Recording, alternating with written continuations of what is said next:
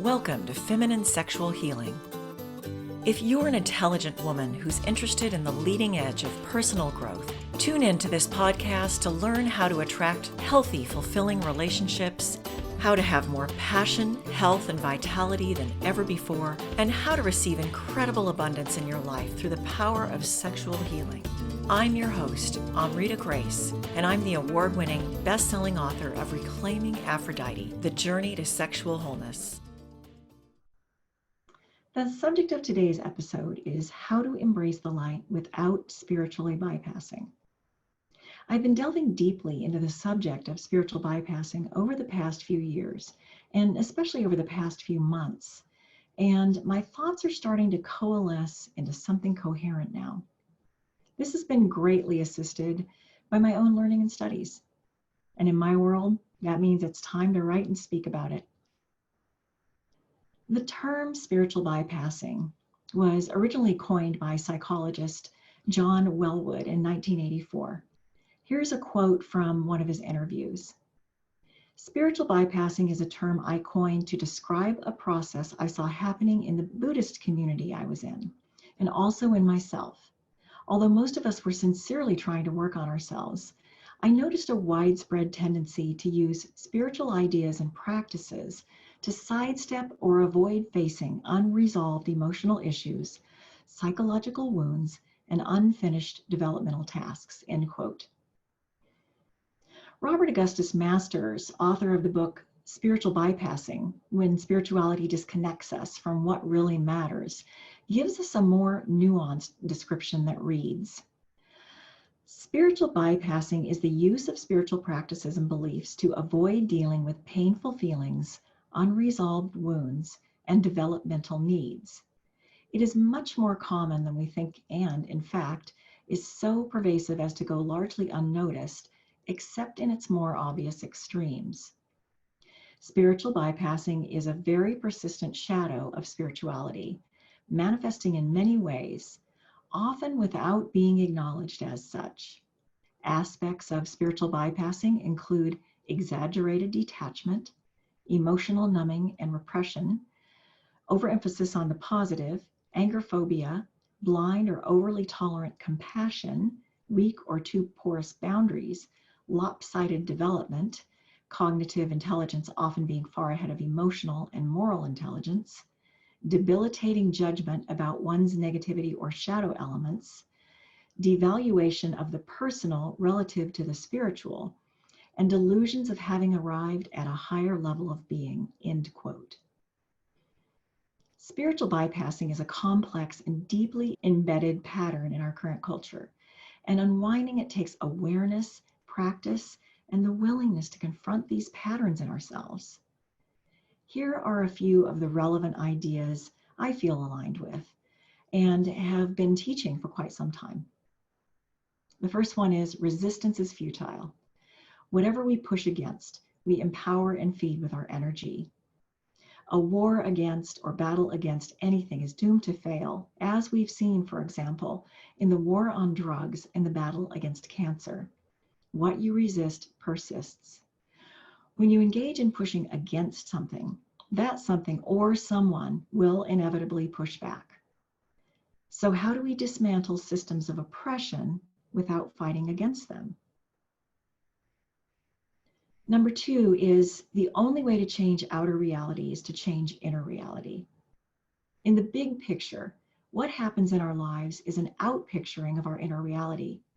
As soon as we stand in the victim role and place blame, we give away our power.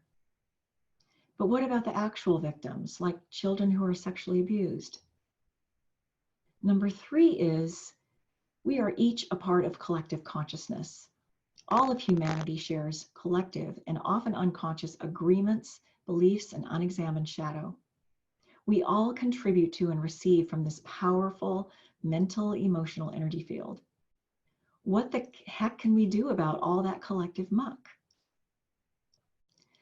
I'm participating in a wonderful online course right now with a spiritual teacher and high priestess whose work I've been appreciating for many years. Her name is Ariel Spilsbury, and the course is called Awaken and Rebalance Yourself and Our World Through Feminine Alchemy. It's invited me into a deeper study of alchemy, which provides a relevant map for inner and therefore outer transformation. The word alchemy gets used a great deal, but do you know what it actually means? I previously only had the vaguest idea, but I'm diving deep now. While it's best known as the process for turning lead into gold in ancient times, it's actually something much deeper and more profound. Simply put, it's a spiritual technology that goes back many centuries and is still very relevant today.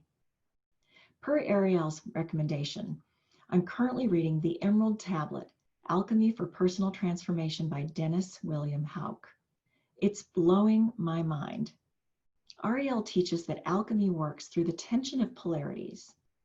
For example, right, wrong, good, bad, masculine, feminine, masks, no masks. She said that when we're willing to view the polarities we experience through the lens of alchemy, we have an opportunity to harness the vast energy that is being released and focus it toward personal growth and cultural change. I had a profound moment of understanding during Ariel's course when one of the participants was sharing her experience of talking about holding the vision of the imbalanced masculine and feminine being healed on her planet. She said she would then sometimes receive feedback that she was spiritually bypassing. Ariel's response was, "It's not a spiritual bypass if you are truly transforming on the inside. And we still need to do the things to initiate and catalyze change in the world of form, such as take action to right the wrongs. It's both and." Ariel went on to say that if we hold the vision of humanity and our planet as whole and complete, it will become that. And that vision goes out to all beings and uplifts the whole planet. Conversely, the more we hold it as broken, the more we go in that direction. She referenced the work of Rupert Sheldrake on morphic resonance and the 100th monkey theory, where the monkeys on one Japanese island began washing their yams. Spontaneously, monkeys on the other islands began doing the same thing without being taught. The power of our thought as a species to affect the collective is unimaginable. What we do within ourselves affects the whole. So here's how I'm personally navigating. I'm holding a vision for a healed whole earth and all her resonance and trusting the process, even and especially when the process is incomprehensible. I acknowledge that many disempowering systems must collapse and be revisioned, and that this process is well underway. I'm digging into my own personal shadow material, taking every opportunity to excavate, heal, and integrate my still wounded inner parts as they reveal themselves. This is a lifelong process, but it gets easier and faster with practice. I'm taking action in the ways that are aligned with my path and my being, such as writing, speaking, posting, and educating about the global changes that feel necessary and important to me, including systemic racism. Now, how I take action may look different from how you take action, and that's totally appropriate. We are each guided by our own soul's compass. I'm walking the middle path and holding the polarities. Rather than being for one thing and against another, I'm holding all possibilities. As I often say, I don't know what I don't know. I hold myself as a chalice, a crucible, in and through which transformation occurs. While I have investigated many interesting theories regarding what's going on in the world and what the future holds, I'm not judging any of them as bad or wrong, just interesting points of view. In order to create anything, we must be able to dream it up, or at least have an idea of what we want. We don't have to know how it will be created, but we need to know what we desire. And that's where I believe imagining and holding a vision for what kind of future I would like to live in is imperative. Consider the caterpillar that becomes a butterfly. Ariel described the entire alchemical process with its 7 stages, using the caterpillar into butterfly process as a brilliant metaphor. It's a metaphor that applies succinctly to what we are experiencing on the planet right now. A natural process where one stage successfully completed leads to the next. And according to her example, we as a planet are in the fermentation stage, the 6th step of 7 in the alchemical process, which carries the necessity of identifying, owning, and dissolving the shadow material that has not been addressed so that we can grow into spiritual maturity. That includes dissolving within ourselves the old structures that mirror the outer structures that no longer serve. So I have 3 questions for you. Are you willing to dive deep? Are you willing to hold the polarities as a balancing point, a bridge to harmony? And are you willing to embrace diversity in humanity as a rich blessing? The last thing we want to be is a homogeneous humanity. It wouldn't work. It would be the beginning of the end. I purposely left some open-ended questions in this podcast, and I invite you to ponder them for yourself.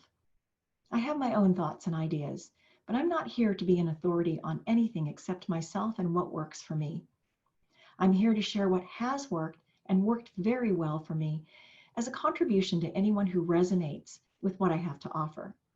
And I'm here to be part of a conversation. If you want to contribute to this conversation, I'll put a link in the show notes for the companion blog post where you can add comments. I'll be taking a deeper dive into the alchemical process in my upcoming online course, The Sacred Feminine Path to Sexual Wholeness, to be released in October. If you join my list to get updates, you'll receive my complimentary 3-part video series, Ignite Your Sacred Feminine Fire, as well as get updates on the release of the course and links to future blog posts and feminine sexual healing podcast episodes. Thanks for listening, and have a beautiful rest of your day. Blessed be. Thank you for listening. Please visit our website at sacredfeminischool.com for lots of great resources and information about how to enjoy a lifetime of passion, vitality, and fulfilling relationships. Be sure to subscribe to Feminine Sexual Healing with Amrita Grace to get notified of new episodes. Until next time, remember that sexual healing is the fast track to feminine power and embodiment.